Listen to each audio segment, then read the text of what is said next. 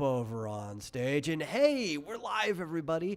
Welcome to Game Central Junction. As always, I am your host, The Metal, and joining me is my co-host, Marsupial Gamer, who is commonly on remote location today, but we're here to give you the up and up in the gaming industry, as we always do, or sometimes just our opinions on what you should be playing. So, you know, hop on in, bring some of your friends, go share the show out with somebody else. And hey, if at any point during the show you happen to really enjoy it, you can always give us a donation to streamlabs.com/vomitoriumlive, and we'll get into it. How you doing today?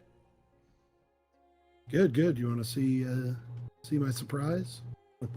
Sure, I guess. See if I can turn on my camera here. There it is. Oh, okay. Oops. There we go. Surprise. That is a surprise. I may never get to actually play it because it's not actually mine. Oh, okay. But yeah, a long time friend of Peach's sent this to her as, I guess, an early birthday present. So, Oh, well, you know. very nice. Maybe you'll touch it once or twice while you're over there. You're over there often enough. Yeah. Yeah, I got to, hold it in my hands and turn it on and look around. I didn't have time to actually play anything, but man, it is big. Way bigger than I expected. Like, it's really thin. It's just as thin as the original, maybe even thinner. But can you hear me okay? No, I can hear you. Sorry. No, I can hear you fine. I just had to sit here fiddling around trying to find a level that was good for the audience. Yeah, so I got to just kind of look around, and it's just, it's about, it seems bigger, but maybe because it's so thin, it feels, I guess, at least as big as the Steam Deck, which it seemed gargantuan compared to the original Switch. Well, I know that it is still smaller than the Steam Deck, but not by like a noticeable degree compared to the original Switches. Yeah. But it's slick. It's really, like I said, really thin just all the way through, whereas the Steam Deck is kind of bulbous in places. It feels just as light as the original. And it may be because it's a new one. And my Switch is several years old, but the screen seemed extremely bright. I mean, I guess it has like HDR. So what you're trying to tell me is that it's too big for me. I get it. Well, it looks like it's like a 3D, what do they call it, a 3DS XL or whatever, like the big version. I hated those. That's what it's reminded me of. It was just like, oh, it's a Switch XL. I thought the original Switch was already bordering on the maximum size it could be, and like the OLED, I thought crossed into too big. So, Yeah, I guess it was a little. Well, it was the same. It's the same height, but it's like a size. little bit wider, and it goes to the edges more. Yeah, well, the screen, the screen that actually shows, like stuff. I think it's bigger in all directions. It's taller and wider on the OLED, but they just decrease the bevel, so the whole device is the same size. Oh, I thought the OLED was actually slightly wider than the original, so that when it scaled it to the edges, it could fit the aspect ratio. Maybe, I suppose. No. No, I don't think so, because Peach has one of those, and I'm almost certain it's exactly the same. Like the outside frame. All right. Well, like I said, I thought the original Switch was already bordering on too big as it was. It was like on the exact edge that it could be. I would have liked the Switch Lite more if the Joy-Cons weren't just a permanent part of it. Oh yeah, I hate that. Yeah. Like, why would they do that? But I like the size of the Switch Lite. Yeah. Well, I liked the 3DS XL that I have. Man, I'm still. But maybe they will appease me. Maybe like 2-3 years time, they'll come out with like a Switch 2 Lite, and maybe they'll have learned from their mistake, and the Joy Cons won't be like a permanent part of them. That would be nice, actually. Yeah. I'll admit that because after seeing it, I mean, I like it. I like the bigger device. I'm sure Yeah. Reach does, but The Switch I 2 can Lite's see- just I the can size see of the the- original Switch. yeah, yeah, that would be that wouldn't be a bad idea. Yeah. I'll say I was surprised, genuinely surprised. I did not realize it would look that big in person. Like I knew it was bigger, but holy cow, it's very large. Yeah. I'll tell you what though, it is a pain in the ass trying to. I bought her the memory card. Oh, yeah, It because does- it has to be that newer type. Yes, it does not, and that number one is going to confuse the hell out of millions and millions of people. I'm convinced because her friend who bought her this bought her a memory card with it, Mm-hmm. the wrong kind, and Peach didn't even realize. Like she said that she bought the memory card, and I said, "Well, are you sure it's the right kind?" And she's like, What do you mean the right kind?" I was like, Well, yeah, that new type of SD Yeah. card is only like a year or so old. Nintendo usually doesn't hop on something that new when making Yeah. something. But I guess with their plans to support this, they said they want to support it at least as long as they supported the original Switch, that they're thinking ahead and they need to use this newer card. It's just kind of out of fashion from the hop on something that's so new the general public isn't used to it yet. yeah, and it's what's really confusing is that the old cards would have on the front, a lot of them have, I think, XR. Yeah. I think that's what the initials are. Those are the wrong ones. You need the ones that say EX, and some of them have both. Yeah. So it's like they needed to do a freaking media blitz to tell people EX, like drill that into people's heads. You need to get the one that says EX. Yeah. That's supposedly 9 times faster reading and writing. That's nice. But I will say, I think it was Lexar introduced the first in the world 1 terabyte of these EX cards, but they do not exist. I mean, you cannot find them. If you did, it would be $300 at least. And even the 512s we found Yeah. were impossible. They're nowhere. So luckily it comes with 256 internally, which is way bigger. Yeah, The that's like the original size Switch of the SD card I have inside my Switch. Yeah, it's bigger than the first one I got for my Switch. I think there was like a 200, which I don't understand why it wasn't 256, but yeah, the original Switch had 32 gigs, and then I think the OLED had 64, 128, maybe it was one. Yeah. I don't know which. But the only one we could find was 256, but luckily it has 256 already. So yeah, that'll last at least until the bigger ones are available. 'Cause right now it's just forget it. Don't even try. Spend an hour looking everywhere. Just they don't exist. Yeah, yeah. No, you know, that's just one more reason not to get a console near launch. You know, like Yeah. confusing new technology, not enough games are available yet, hardware's likely to not be the best version of the hardware. Like, there's a lot of good reasons not to get a system at launch, but they try to get you with that FOMO and the hype of the new system, you know? Yeah. Yeah. I mean, obviously you can use your whole existing Switch library.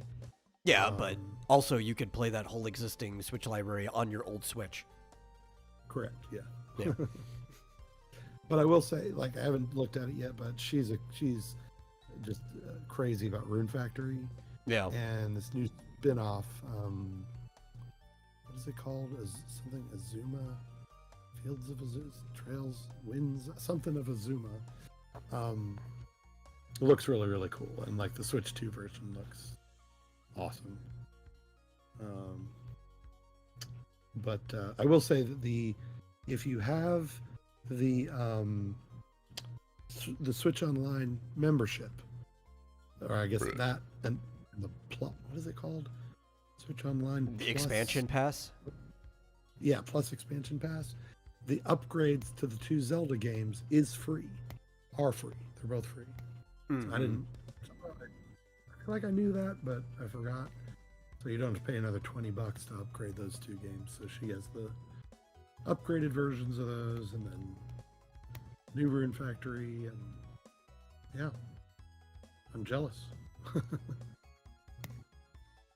The funny part is though, I saw somebody they decided it was necessary to write an article on this, but as an opinion piece, I think I kind of agree, so I'm not going to complain that they wrote on it.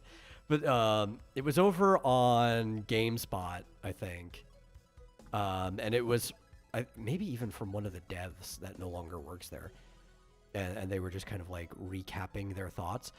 But the additions to the Zelda games, Breath of the Wild and Tears of the Kingdom, kind of almost defeat the purpose of playing the games, especially like the map that you can get on the Switch Online app for your phone. Yeah, I guess. I mean, I feel like they did these additions mostly for people who have played through the games probably multiple times already. Give you something else, make things a little easier. It's kind of like mods in Stardew Valley, Yes. Like, yeah. So a lot of other things I think kind of defeat the purpose of playing the game. Yeah, well, it's like I played the game without any mods, pretty much all the way through to the end. And now if I play it again, I just want to have an easy, fun time, and not have to micromanage my kegs and stuff. So Yeah, everything's automated. Someone said I should try out the tractor, so I'm like, I do have a game that I started recently where I'm a trying out the tractor. What does it do? Just like you ride over and harvest everything in your field? This thing is a magic tractor. It'll do whatever you want. You can set it to plow your field, plant seeds, harvest. You can take it into the mines and set it so that it just kills all the enemies as you drive over. That sounds awful. I'm just like, yes. I'm like, if I wanted something to do that for me in Stardew Valley, I'm just not going to play Stardew Valley. Yeah, I just want to try it just to be like, mega tractor. I'm going to destroy everything. I just want to try it out. But yeah, it totally breaks the game. But, that's why I want to try it. We'll see how that goes. But yeah. I mean, there's like extra talking and story elements, and there's the map thing and all kinds of stuff. Like I said, I think it's for seasoned players to just have a little have a reason to play one more time. Now, I guess if it does that for you, the thing is, having a map would probably make me not want to play it again. Like that, especially that kind of like, it's almost like Google Maps for the game, but it also has locations. They have this in Genshin.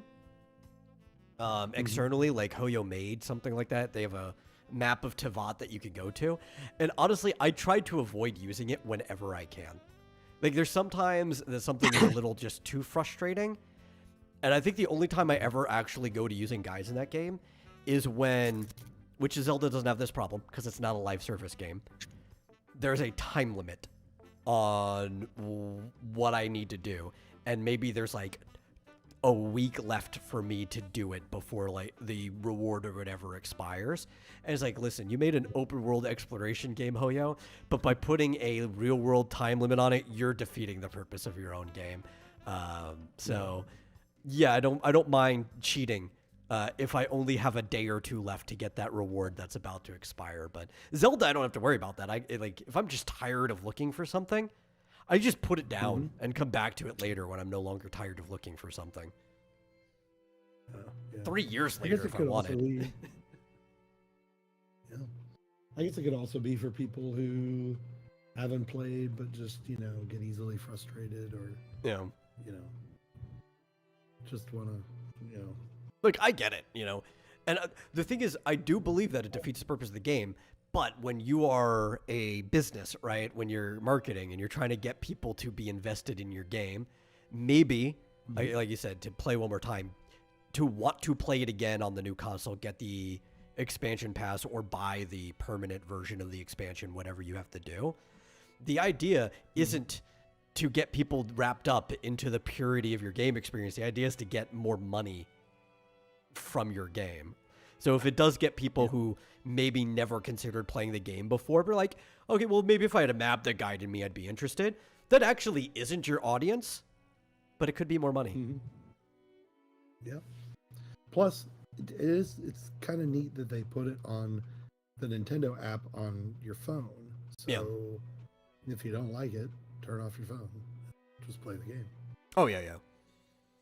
I wish more games would let me disable like the mini map compass in, I think it should be in this corner of the screen. Yeah.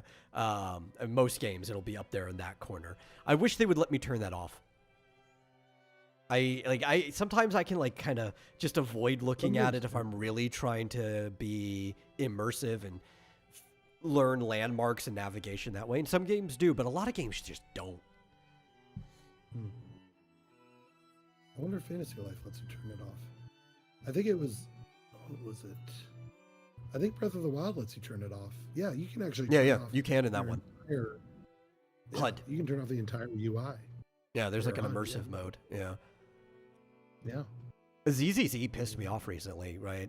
Because they added a new mini map to the corner that never used to be there with 2.0 because a lot of people asked for it. I'm like, cool. I'm glad you gave them that. I wish it was an option, though. You added it without giving me an option to toggle it back off the way I was used to not having a mini map in the corner. I realize with my background, there's really no reason I can't turn on. Yeah.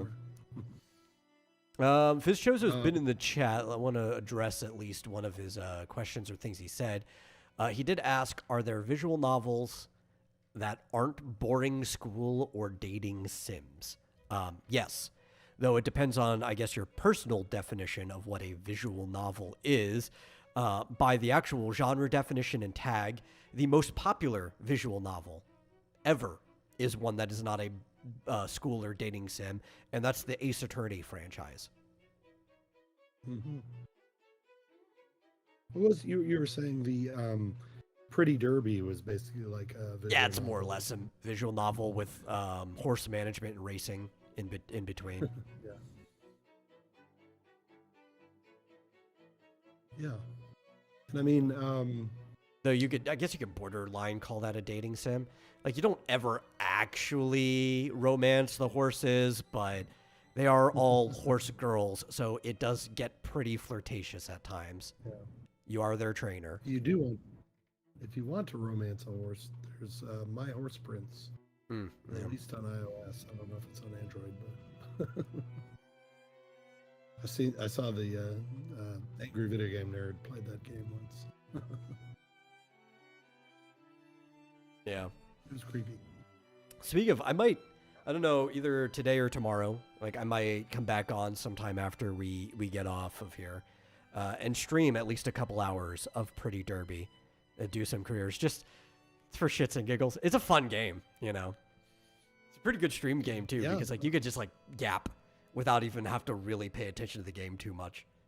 Like you have to pay attention enough to know what stats you're putting up, but you don't have to be like reading the things that the girls say every single time, especially because a lot of the events just get repeated. Yeah. I saw Asmongold streamed it. So you saw that too. Yeah. I watched Pippa stream some of it last night. Oh, yeah. Yeah, you mentioned that. It's a fun game. I mean, it looks fun, actually. And like you can set you were showing me you could set the races to like 4 times. Yeah, it just kind of looks like it's skipping frames, going almost like a still image is moving across the screen. There's some movement, but it's just so fast. It's more like you're taking an animated GIF in like Premiere or Vegas and just keyframing it across the screen when they move that fast. Joseph says he doesn't get why they can't just be actual horses. I mean, they could, but they wouldn't be anywhere near as successful. Plus, they have like a concert after their debut, right? Yes. It plays into like idol culture and stuff. And they'll have cute personalities. A lot of their personalities actually match the personalities of the real world horse. Obviously exaggerated to being like as fleshed out as a human girl would be. Actually, another game, it's not just that it's borderline a dating sim. It's also a school sim because the horse girls go to a school. So that one, you just cross that out of both books on that one. But all of them are based off of real horses, and a lot of horses have pretty distinct personalities too. I think the one that has the most distinct personality in real life, they transferred to the horse girl is Gold Ship, and Gold Ship, it was a very unhinged horse that was goofy and was always getting into antics. You can find pictures of Gold Ship getting into antics, and they took a lot of them and put them into like the anime and stuff. Where there's like one time where Gold Ship tried to get up onto like the bars separating them at the gate and into the gate next to them where the other horse was. Like actually tried to get over there with the jockey on Gold Ship's back. Like, there's just a lot of like goofy stuff with that character. But yeah, there's some cool things too. Since they made them all horse girls, but not all the horses are girls in real life. Some are stallions, some are mares. They actually will put like their little ribbon or trinket or whatever on a different ear. Like it's like left ear if they're stallions, right ear if they were mares in real life. And there's a lot of cool things. Like all of the stallions, I might have the ears backwards, I don't remember. But all the stallions wear like actual shorts in their gym wear, while the mares will wear bloomers, like those like really tight short shorts. So like at a glance, you could tell which one was a dude in real life. A dude horse. I mean, technically they were all dudes, you know? I'm a dude, he's a dude, she's a dude, we're all dudes. But which ones were stallions as the proper term? At the dude ranch, yeah. Yeah. Well, pretty cool. Yeah. They can't even be cartoon horses. Here's the thing, too. Like, you're trying to stand out. There's actually already a lot of games about, like, equestria and jockey, like, horse racing and stuff in general. There's actually a really popular one in Europe that's about actual horses. If you're trying to stand out, you need to have, like, a unique idea. Having historical horse races relived through cute anime girls is a unique idea at the time that they did that. Nobody else was doing it. That's how you stand out. Yeah. Instead of getting lost in the sea of all of the mostly unsuccessful, there's a few pretty successful ones. I can't remember the name of the equestria one in Europe that's currently pretty successful, but that one had like every like deceptive monetization practice in the book.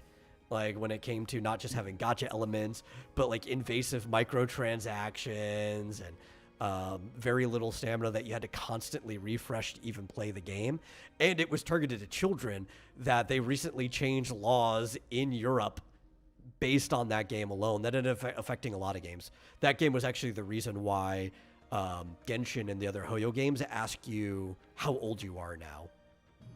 Just because of the laws being changed around it. Yeah. I made the mistake of looking at X, and we'll need to discuss this on Monday. But I think your speculation on a possible Squid Game America may be coming true.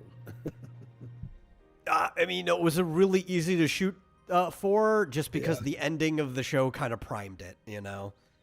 Yeah. Yeah. So we'll talk more about that. Yeah, they're even saying that Kate Blanchett may be involved. Yeah, like you recognized her right away. To me, she didn't even look the same. And I guess, like, you know, Even from the last time I saw her in something was Thor Ragnarok as Hela. Like, her face just feels so much more worn than that. And I guess it has been several years, because when did that come out? Like 2017 or 18? Yeah, it's been a while. Yeah.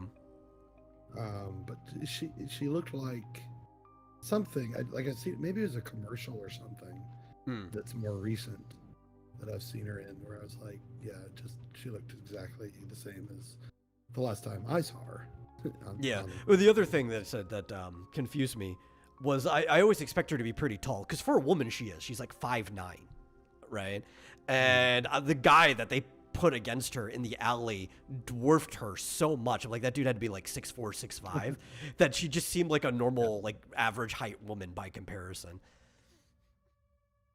Yeah, that was odd. I just recognized her face immediately.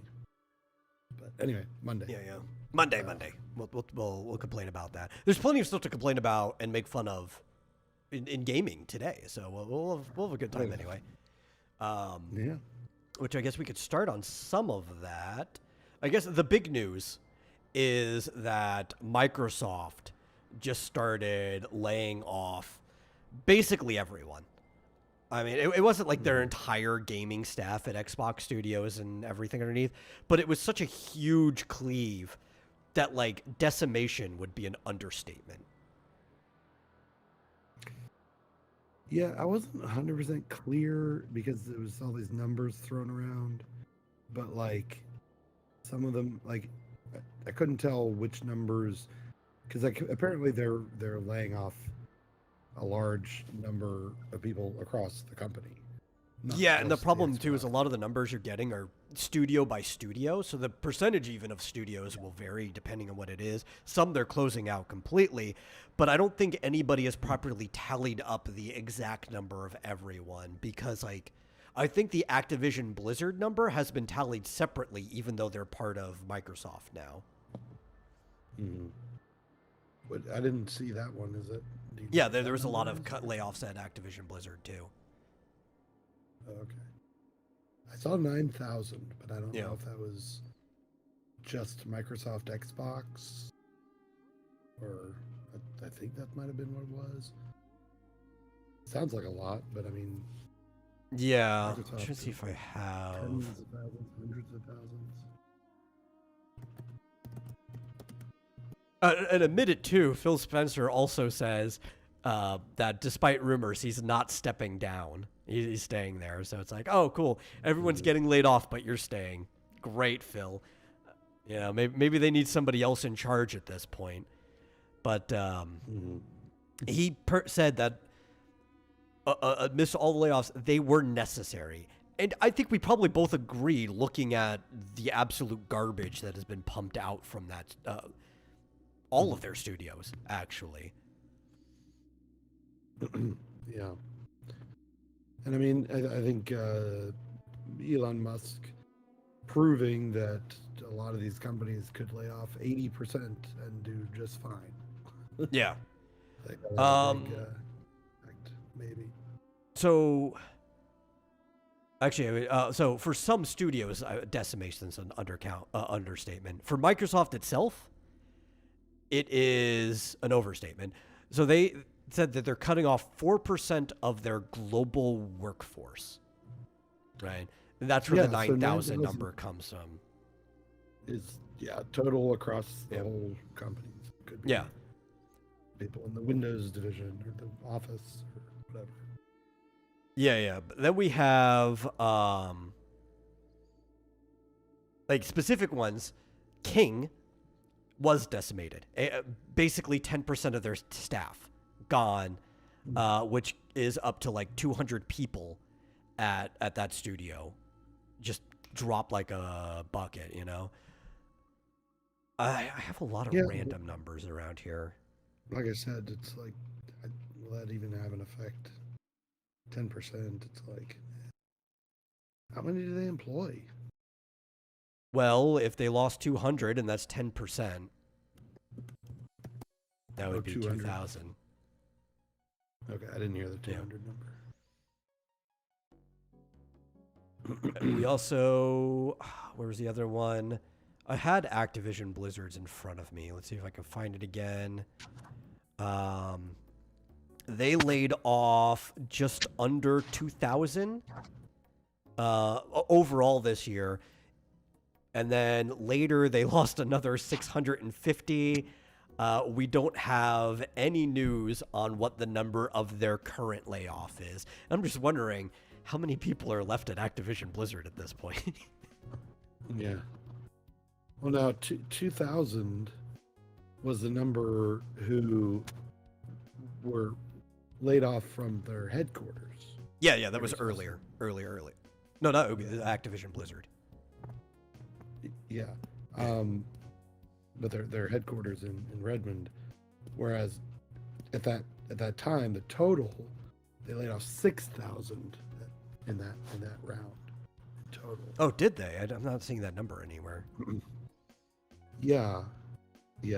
In May, they let off a total of 6,000, including 2,000 in Redmond at their headquarters, and the other 4,000 from. Yeah, well, because in May they closed 4 studios, so that's probably just if you closed all 4 of those studios, that's probably just the number of people combined.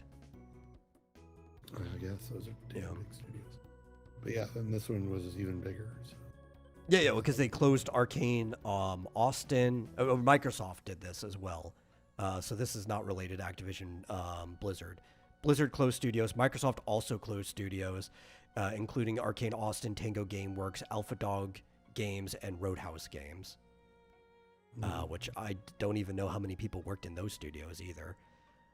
So this is like the combined between last year, all the numbers Microsoft laid out, and then additionally, this year they're laying off 4%. So all of that stuff I just mentioned was from last year. Oh, okay. Yeah. Whatever happened last year, it was only like less than 2 months ago when they laid off 6,000 people. Yeah. Okay. So that was smaller, recent. so- I missed that. I didn't even see that at all. You're bringing that up now. That's why I was confused. I didn't even catch that. According to the AP, Yeah. what was that? Until now, this year's biggest layoff was in May when Microsoft began laying off about 6,000 workers, nearly 3% of its global workforce. Yeah, that's not even being mentioned in this article at all. Did we cover that? here I we don't go. remember talking about that. I don't know. Yeah. I feel like we must have mentioned it. Unless it was like mostly swept under the rug. Because like I don't even remember that happening. Because most of the stuff I was talking about, other than the 4% from this year number, right? Mm-hmm. But most of the stuff I'm mentioning was from last year.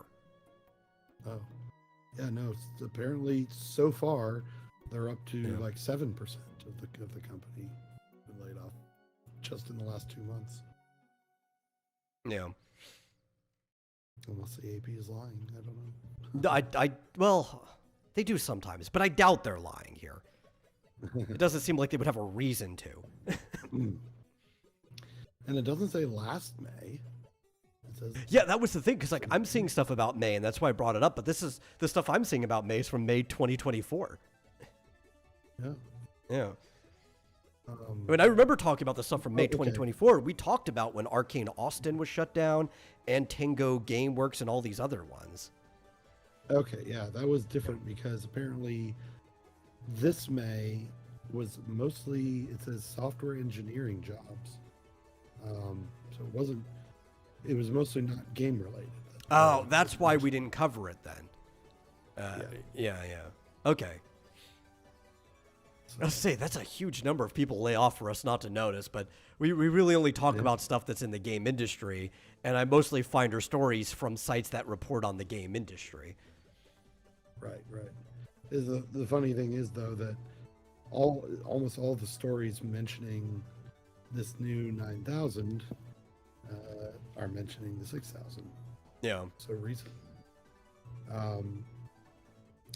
but apparently in 2023 they laid off 10,000 people the whole year, and then apparently the largest layoff Microsoft's ever had was in 2014, where they eliminated 18,000 jobs. Which is a lot. Not for Microsoft, if we're talking about their global offices. That's why, like, even the 9,000 from this year is only 4%. But that's still, like, any other industry, you look at that, and you look at, like, a company laying off that many people, you'd be like, is that your company just gone? Yeah. But, at some point they have hired those people, so it's like, it's not the end of the world. I mean, Oh, and they'll hire new people. Yeah, they've been employing all these people that they apparently didn't need. Yeah. Apparently were quite expendable all this time, so they'll get jobs at other companies. Yeah.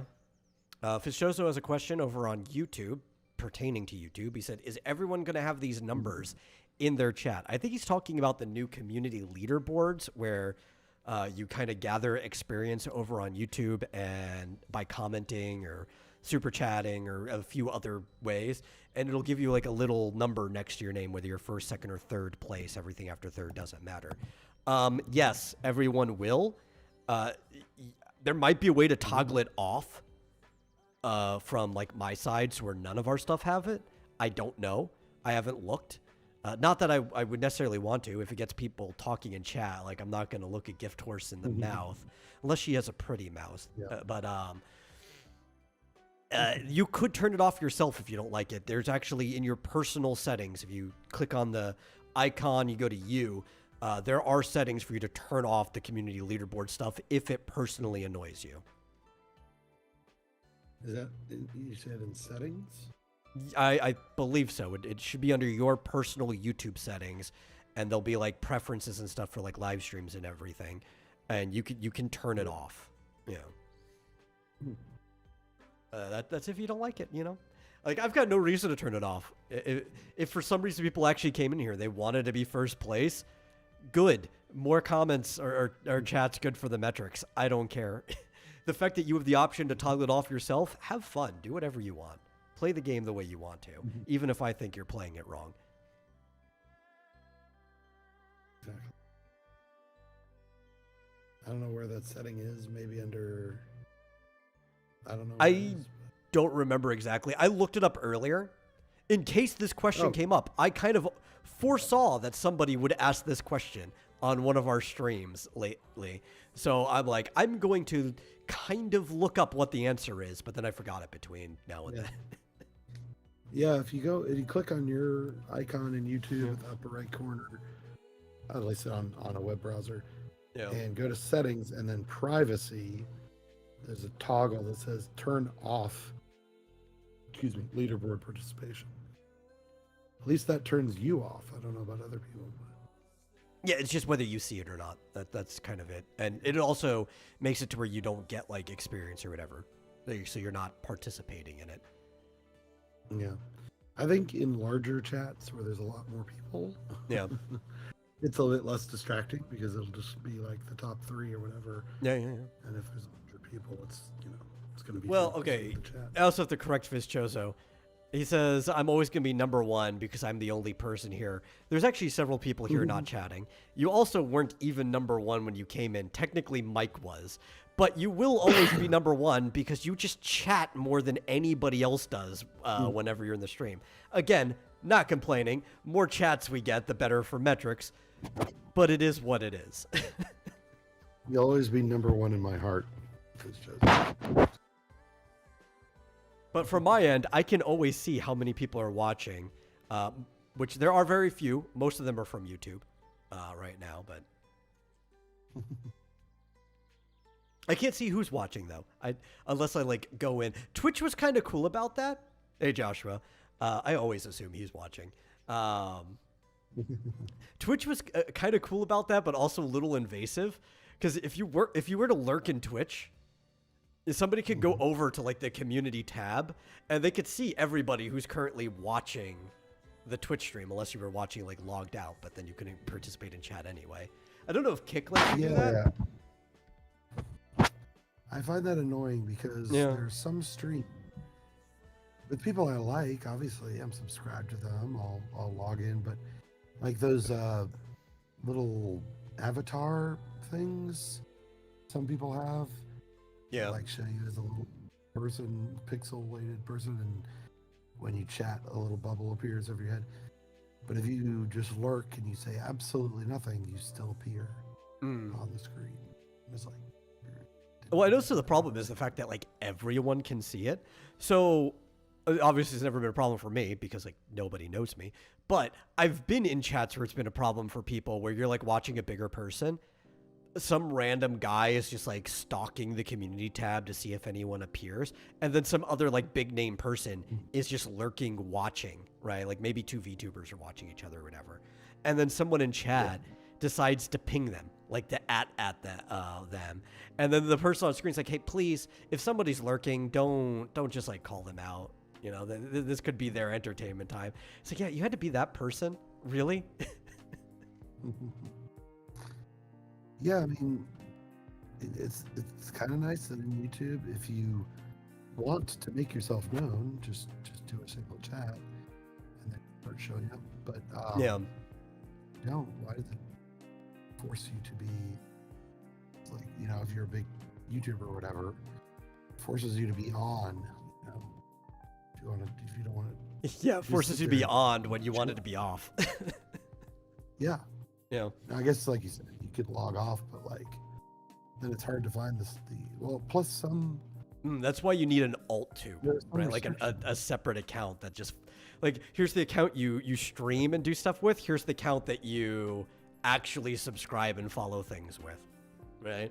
That way you can still kind of be anonymous and nobody knows who the heck I Got a Dog 23 is, you know?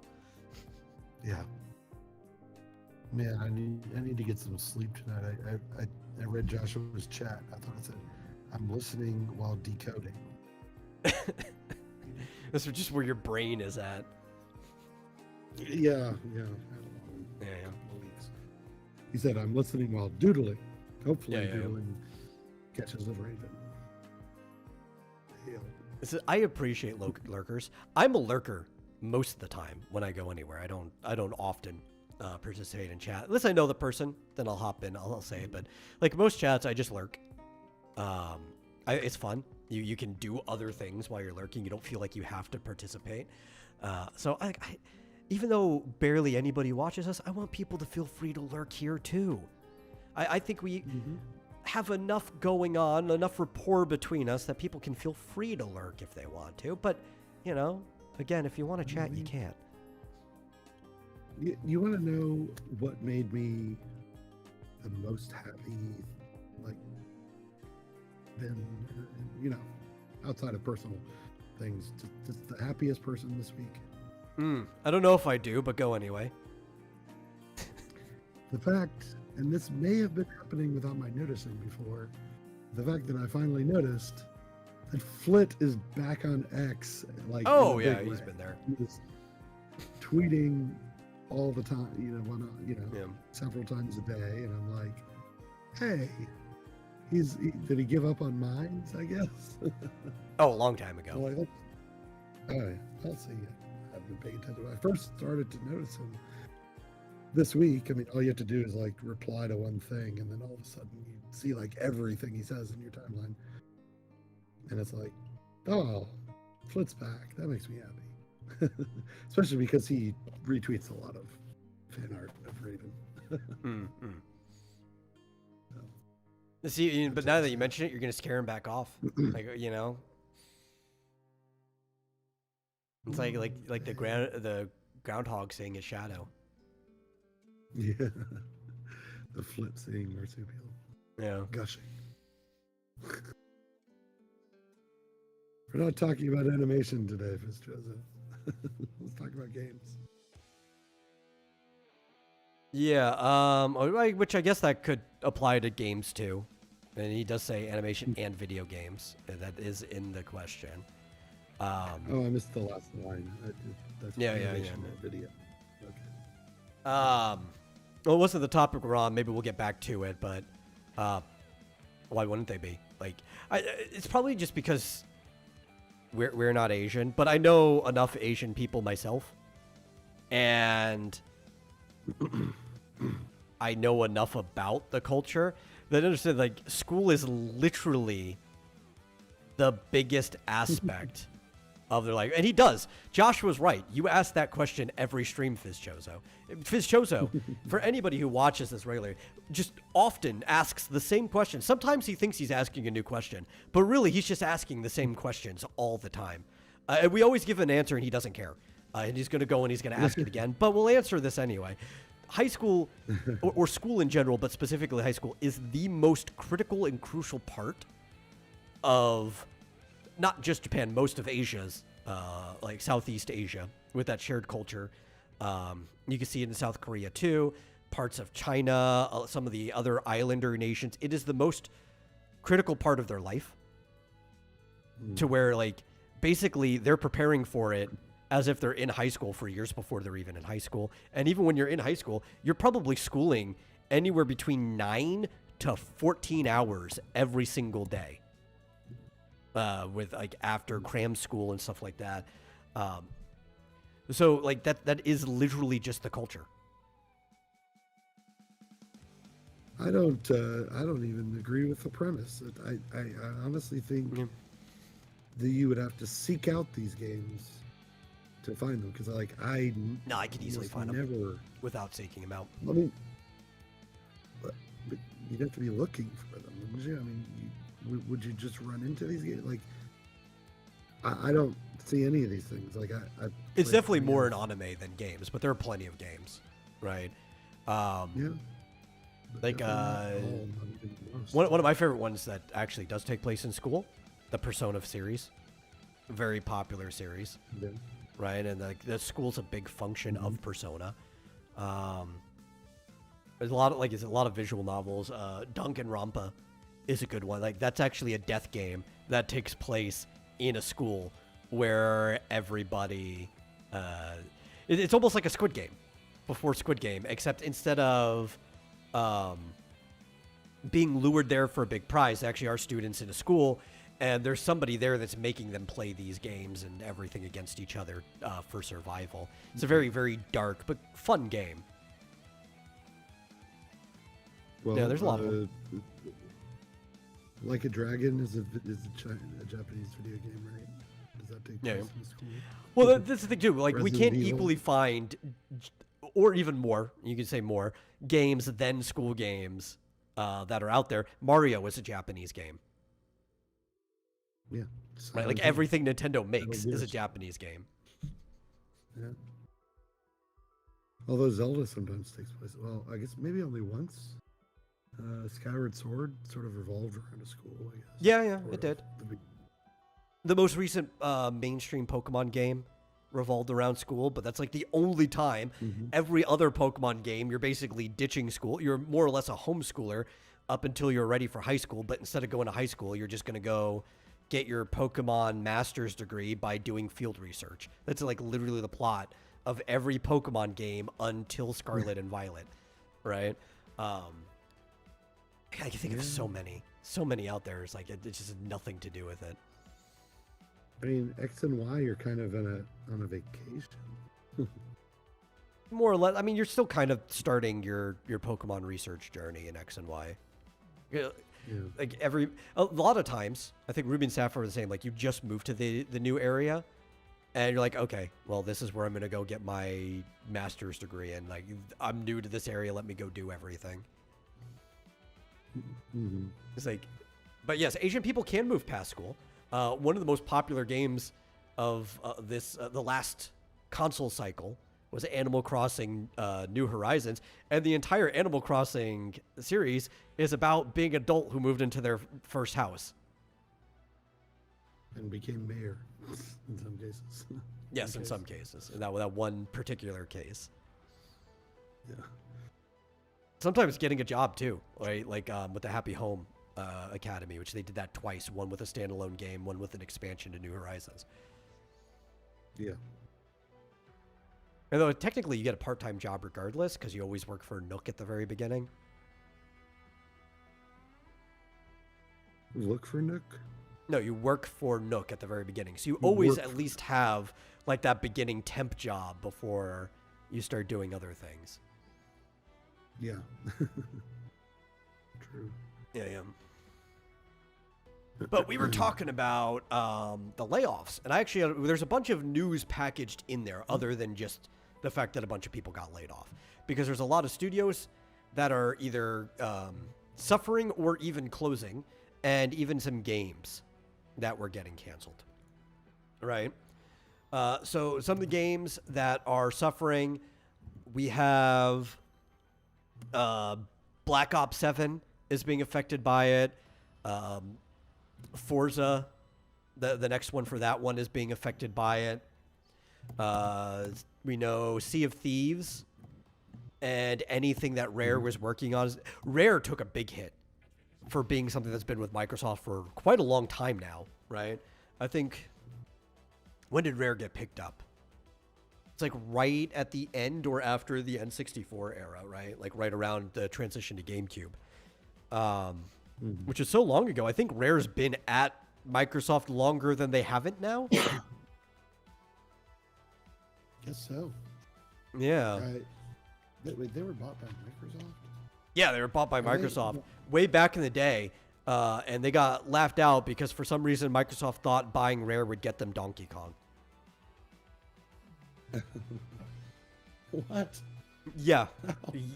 Seriously. Well, I guess they didn't pay attention to the Nintendo history. They just knew about Donkey Kong Country.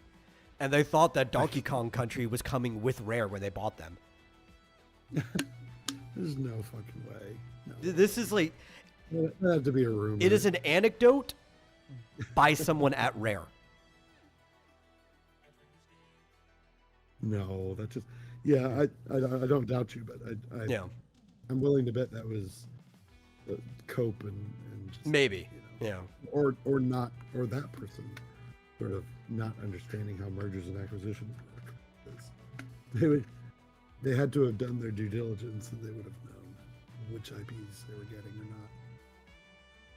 Maybe, I don't know. This was like the very, very early days of Microsoft gaming too, so I don't even remember who was in charge at that time. Yeah. Might have, I don't know, Spencer might still be the guy who was in charge at the time. Yeah, but they still had attorneys. Yeah. Tell them what's happening. Plus, yeah. And then they hardly ever did anything with Rare afterwards, right? So they had like two major original games in that time. And there's been a big gap in between them. They had Cameo, which was on like the original Xbox. And then they had Sea of Thieves, which is more recent. They did like a couple things in between. None of them really took off. Cameo was like the only one that sold back in the in the old days, up until Sea of Thieves. And then a bunch of older IPs that they've obtained, they've done. So like Killer Instinct did really well, but that's not original to Microsoft owning them. That pre-exists the acquisition. Trying to think, Conquer, they had Live and Reloaded, which was Cameo was on 360. Thank you. Conquer Live and Reloaded, which was a redo of the original Conquer, the only one that was made. But it was actually more of a multiplayer game where they repackaged the original into it as well with the updated graphics. But Rare really hasn't done too much in general during the time that Microsoft did it. And Banjo-Kazooie Nuts and Bolts, which is kind of agreed to have been a failure of a game. It just did not sell well. Yeah, because they got rid of the Lombax titties. No, that had nothing to do with that. No. This is different. No? Different game, different company. That's Jack and Daxter. What? Are you sure? Yes, the Lombax is Jack and Daxter. It has nothing to do with Rare. Banjo-Kazooie is the one with the bird and the bear. Or bear and the bird in that order. Banjo is the bear.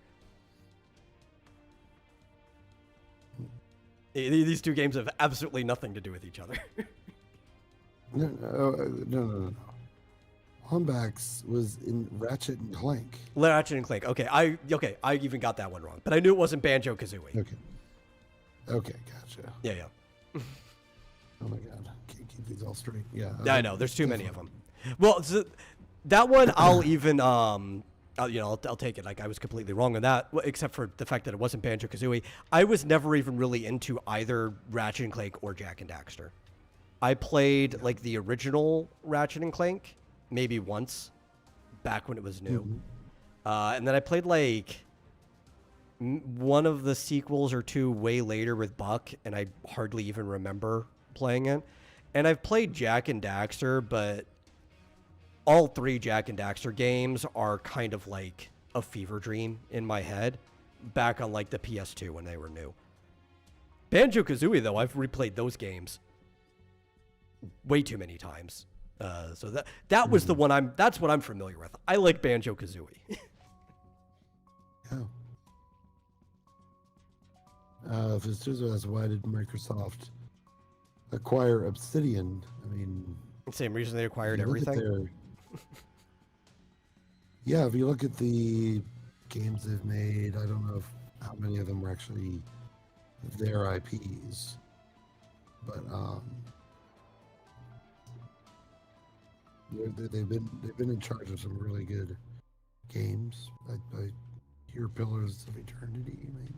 Well, I think he's more meaning like, why did they buy them if they don't plan on doing anything? Which is probably the same in like literally everything. Microsoft buys stuff without an actual plan, right? Like, which a lot of these bigger companies do. Yeah. They just want to own the property first, and then they'll decide if they actually want to do anything with it. Yeah, I mean, Obsidian has an impressive portfolio. Yeah. They, they've worked with, they worked on Star Wars Knights of the Old Republic 2 and Neverwinter Nights 2, Stud Siege. Just a ton of additional ones. I feel like they did they do some Nintendo thing? I'm not fully aware of Obsidian's entire catalog. Like, I remember KOTOR, especially playing 2 specifically, right? Like, yeah, it's a fun game. I remember even playing the Neverwinter Nights 2. But I'm not, like, super knowledgeable about Obsidian's whole catalog. I'd have to pull the list up in front of me, too. Yeah. I was going to say something more about that, but I lost it. Yeah. Obsidian is... When he said Obsidian, I thought he meant Oblivion for some reason. Hey, no, that's... Which they did also end up purchasing that. Yes.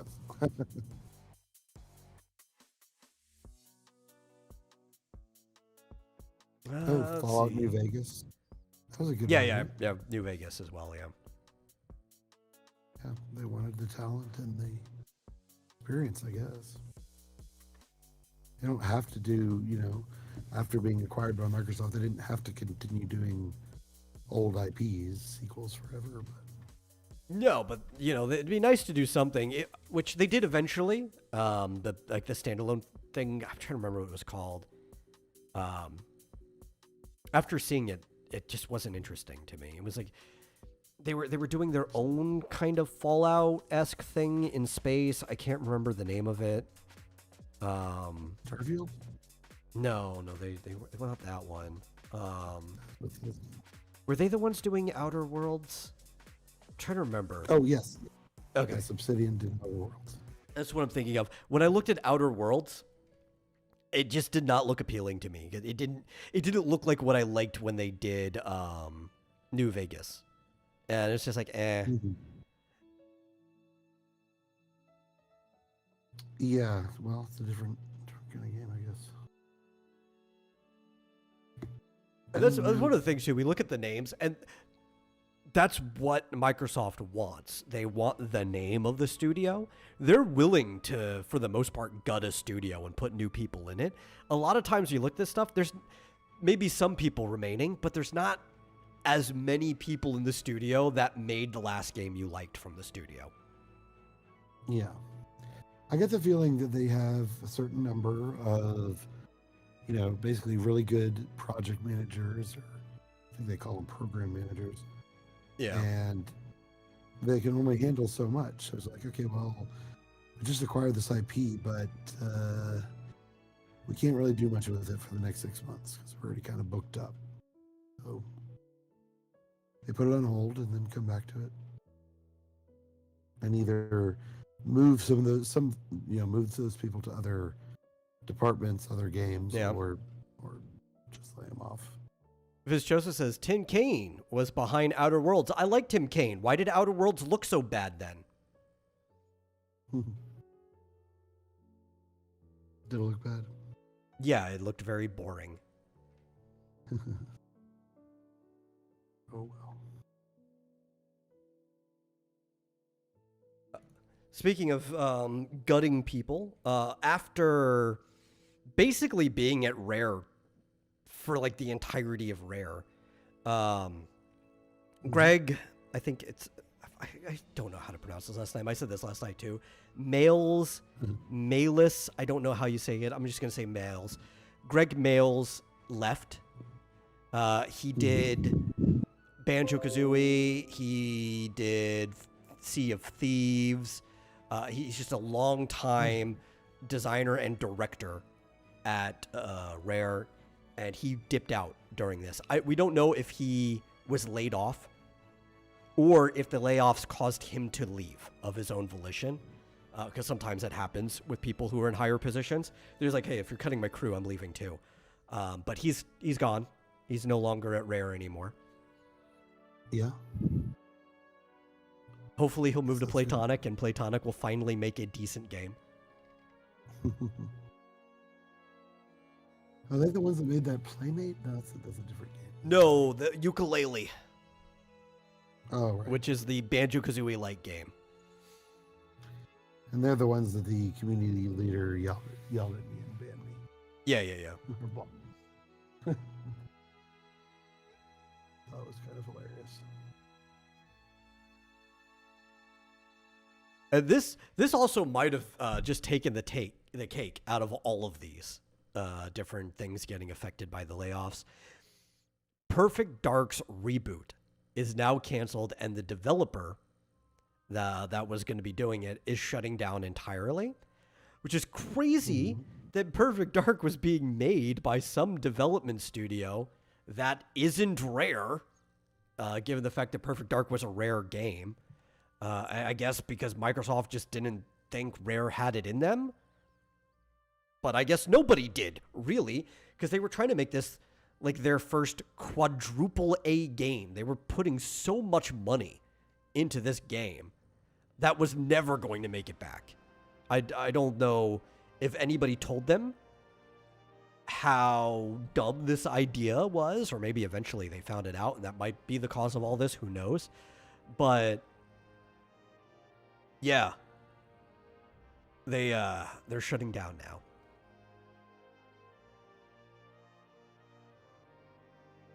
So good riddance. I wasn't going to play that Perfect Dark remake anyway.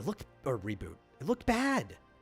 You know, like visually it looked okay, but it looked okay in like the way that every Unreal Engine 5 game looks okay, with its like pre-generative, high fidelity, realistic environments. It's like, this doesn't look fun.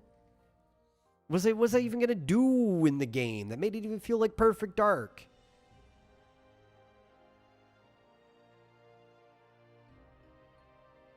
Rare's Everwild is also canceled, which is fine because they've been spending a decade working on it in the background anyway. That game should have been canceled a long time ago, realistically.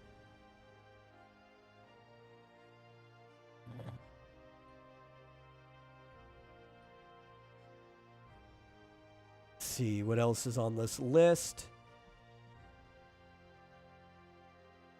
They have not announced it yet, but with the new cuts towards the team that works on the Elder Scrolls Online, I would not be surprised if it goes into end of service within the next year or so. They gutted most of that team.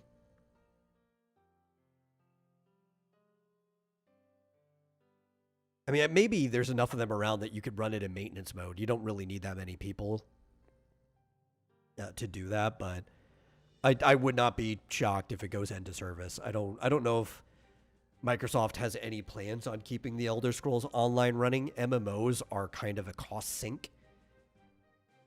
That if you get like enough subscribers, you can have it run at a certain degree in maintenance mode where you just don't update or add any new content. But you have to hit like an equilibrium for that. And for any time you're making new content, the idea is you have to keep bringing in new people that want to play the game to justify the costs of the new content. So I don't know. It doesn't look bright for that. I'm not a fan of the Elder Scrolls Online myself, but I know a lot of people are, so that's sad for them.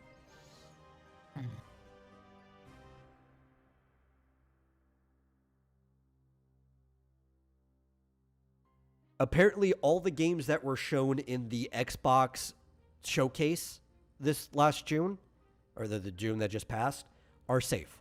So if something showed up in that showcase, that they're perfectly fine. So that includes the Call of Duty Black Ops 7. It's just maybe like DLC and additional stuff that might be suffering from that. The Outer Worlds 2 is safe. Grounded 2, Keeper, Gears of War Reloaded, and Clockwork Revolution are also all safe.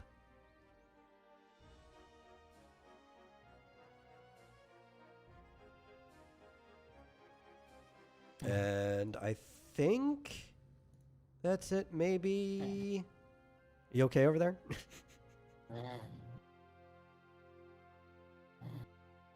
You pass out on me?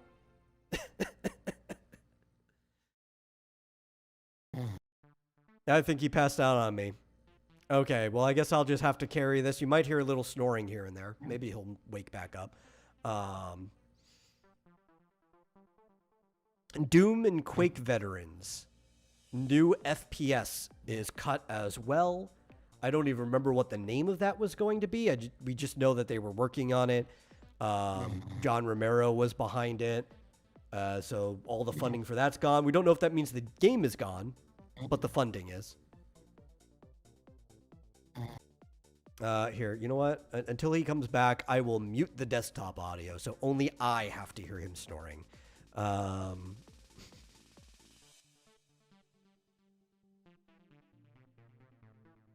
Halo Studios have been affected by the cuts as well, which is perfectly fine. Honestly, I think you just need to gut and restructure all of the Halo Studios anyway, because like the last couple of Halo games have been shit. They've been too focused around the multiplayer, and I feel like the single player experience is what drove the innovations to making the multiplayer experience fun because of the different things added in for you to use during the single player campaign. So, you know, I'm not going to lose any sleep over the Halo Studios being affected by this. They need a brand new studio altogether. What was it they called before? Was it 343 Industries? Aside from when they remastered the very first Halo, they have not been doing a good job with the series. And let's see. I think that's it. Yeah, we're actually caught up with everything that's been affected by the Microsoft layoffs. Fizchoso says, Elder Scrolls 6 should have been canceled. I'm going to half agree with you. I think what it is, as it is, should have been canceled. For sure. Maybe they just cancel it, let it sit for a few years. Because whatever Elder Scrolls they made next would be the Elder Scrolls 6 regardless. Right? So just like let it sit for several years, have like a brand new Bethesda team come in, and then make a new Elder Scrolls. So I guess the better way would be postpone it indefinitely.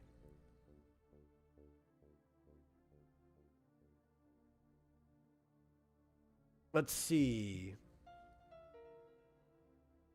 What else did we have to talk about today? I'm going to have to fill some time.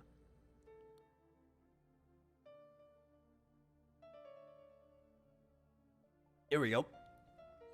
So apparently, some former Sony devs are getting together, and they're going to be making a game that I don't know why anybody would really be interested in it at all. What was the name of it? Reaper Actual is the name of the game, which I think is a horrible name for a game, too. So the idea for the game is horrible, but the name is equally bad. Nobody's going to remember Reaper Actual. In fact, why don't you just reverse it and call it Actual Reaper? That would be a lot more memorable. But apparently, it is going to be basically Call of Duty, but a huge open world. I don't know why a game like Call of Duty would be benefited by having an open world environment to it, but somebody thinks it will. So it kind of just sounds like a first-person version of The Division, but worse.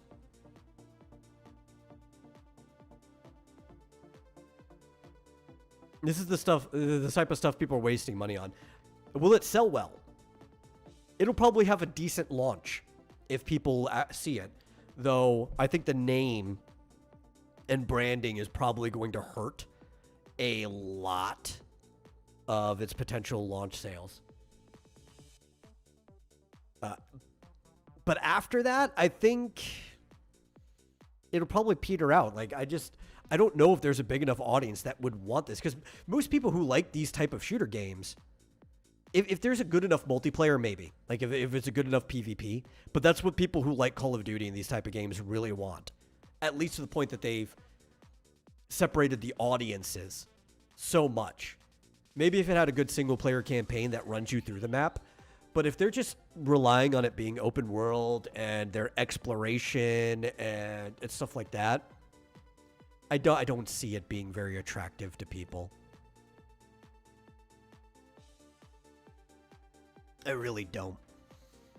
Unless you have like massive PvP. Like we're talking like what's that name? PlanetSide, right? We're talking like PlanetSide level PvP where you drop two armies down on opposite sides of the map and they have to route through the entire map at each other. I could see that maybe being appealing, to having that entire big map. But it seems like an ambitious project that will probably cost more than the money they make back, right? Because if you make a map like that, the problem with open world games is open world games where you really fill out the map and try to make it interesting cost a lot of money. So if you make a map like that, you need to get enough returns to justify it. Selling 1 million copies may not be enough, even though 1 million copies seem like that was a good reach. You have to hit like several millions of copies. I just don't know if it's a good idea. I could be wrong. They could do great when it comes out. This is all early stuff. I know I'm not interested in it. And I even used to like the Call of Duty single-player games, you know? Or single-player campaigns. They were technically always multiplayer. But like I used to like the story mode in Call of Duty before they completely removed it out. And I wouldn't be interested in this game. So, I don't know. It does say up to 200 players can join a server. So I guess maybe you could do something like what I said.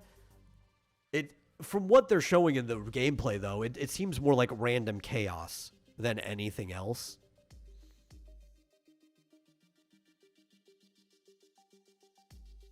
Apparently, there's going to be rival factions and stuff. I don't know how much that's going to play into it.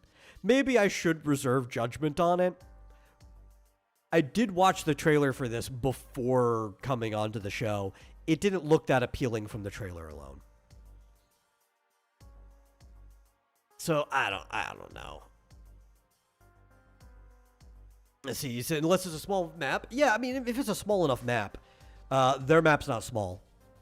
It's huge. It's like the size of a city. It's like a GTA size map. Now, maybe if they took some shortcuts, they had an algorithm like pre-generate the map for them and fill it with some things, that might be able to help cut costs back. I don't know. I really don't know there.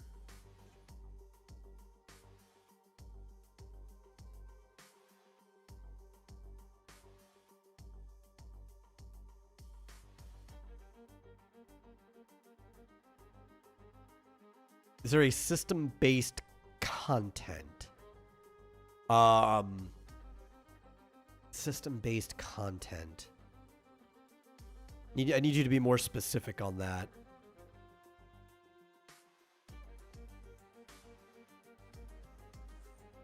I mean, because technically every game has some type of system to it, so I need to know what you mean by is there system-based content.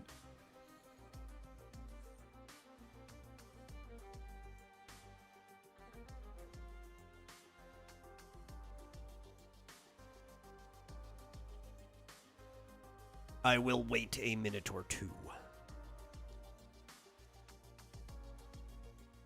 Oh, wow, he's starting getting loud. You guys should be glad that I can mute him on your end.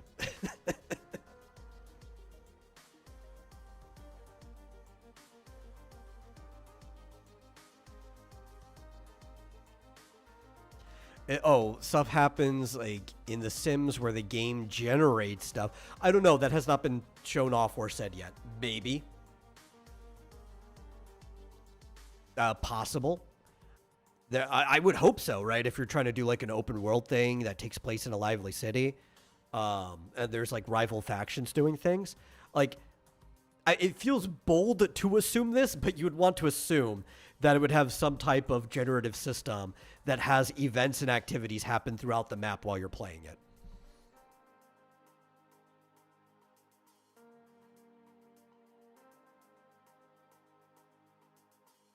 But yeah.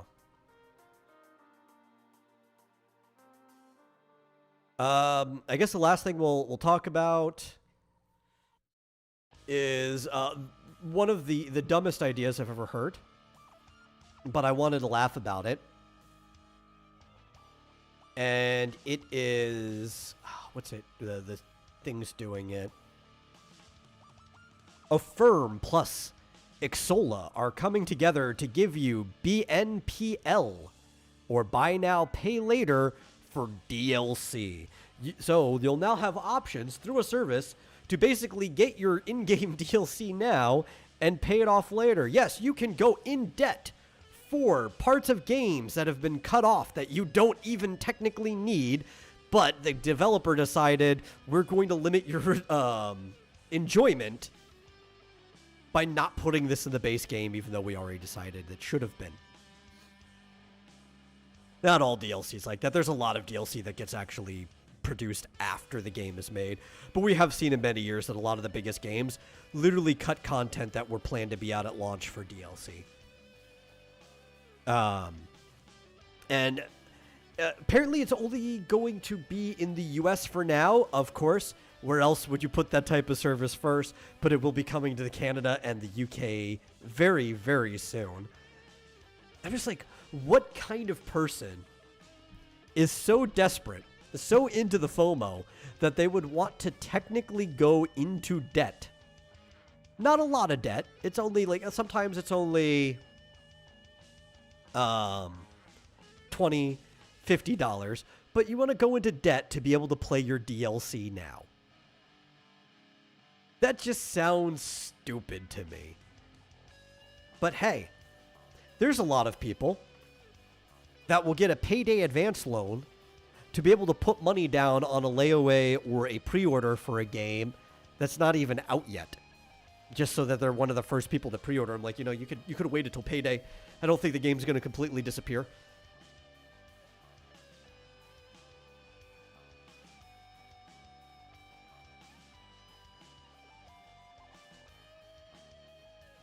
Can I... Let me look. Is it possible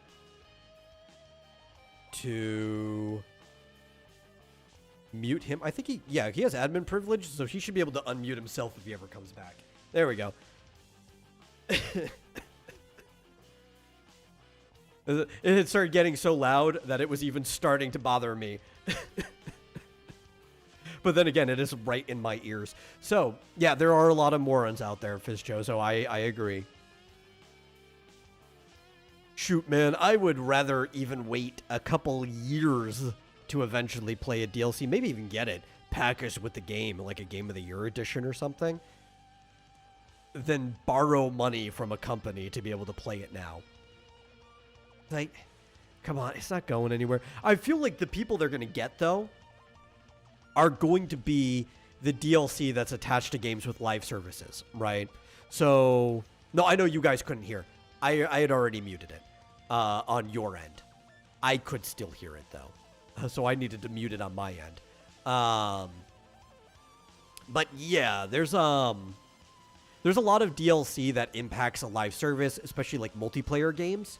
So I could understand that they are basically preying on the people who want to be able to pay for that live service right now. And they're like, don't worry, you know, I get paid in 3 days. I get paid for the DLC by then. But it's like, eh.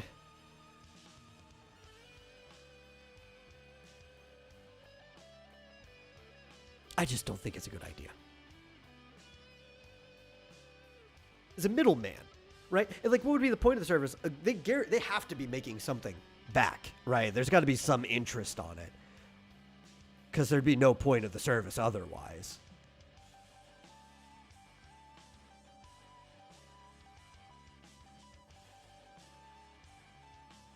And we even have, okay, actually talk about how many stupid people are out there. According to the Motley Fool and other credit reports, most people have used some form of buy now, pay later service at least once. That's 56% of consumers, and up to 38% the year prior. So last year.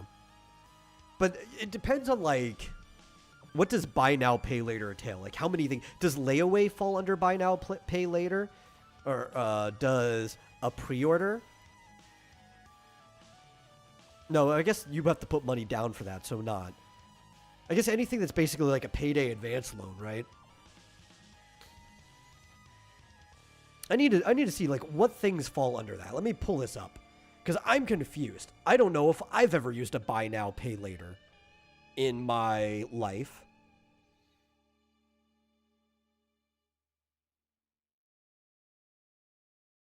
Short-term financing. Yeah, I understand what it is. I want to see what falls in it.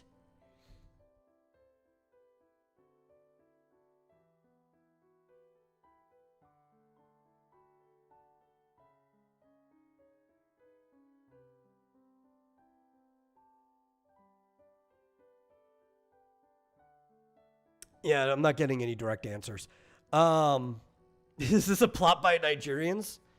Yes, some prince who wants to get you money. He just needs your bank account information. No, this is actual service. There are a lot of those services out there. I don't think I've ever used one.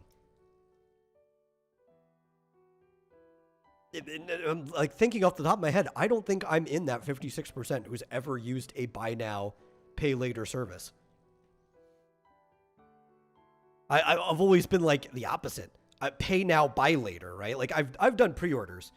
Slash layaways, but when I've done a pre-order, it's mostly been for something that I know I'm going to buy, but I don't know if I'm going to have all of the money at that time, so I treat the pre-order like a layaway service. Like, I'll put $5 down here, put $5 down there, and eventually I'll have all the money on the game by the time the game comes out. And it's just to make sure that, like, I don't, you know, stupidly spend the money on food or something in between now and then. You know, important things. So, like, I've always been in the exact opposite boat. It's like, I don't want to get something before paying for it because I don't want to make sure that I can't pay for it later. I'd rather be in the opposite. I'll pay for it now as long as you get it to me later.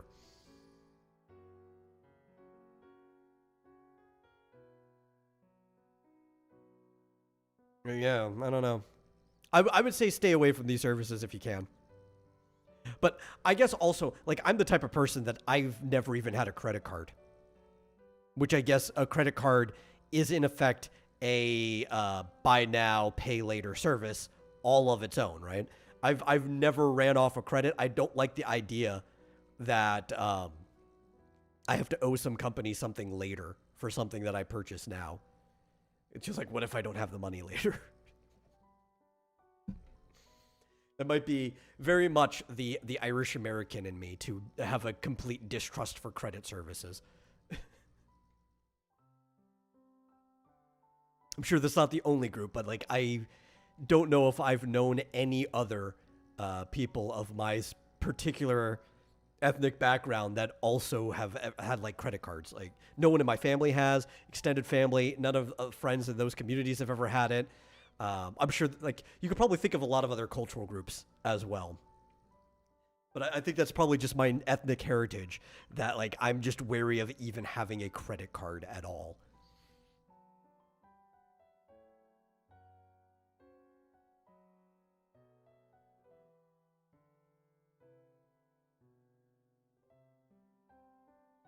I guess the only person I know in my family who's had a credit card was my brother.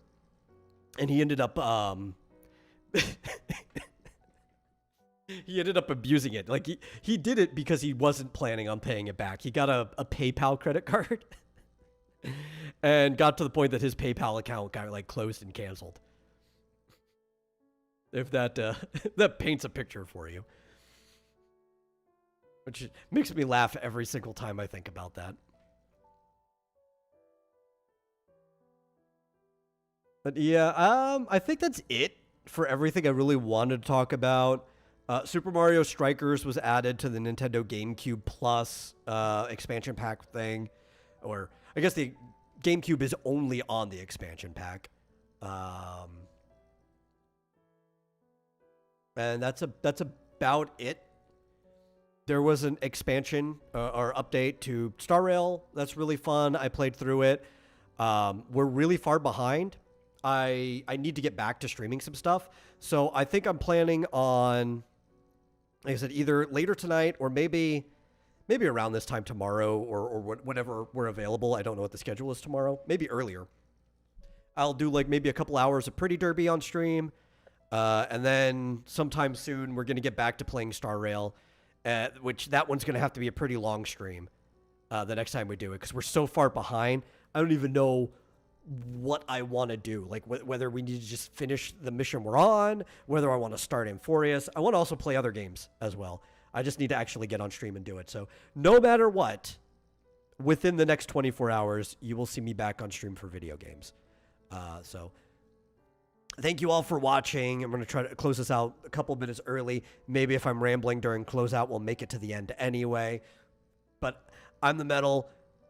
Over here, you guys can't hear him snoring, is Marsupial Gamer. Fell asleep during the show. He's been overworking. We'll see you guys. Again, I'll see you no later than tomorrow.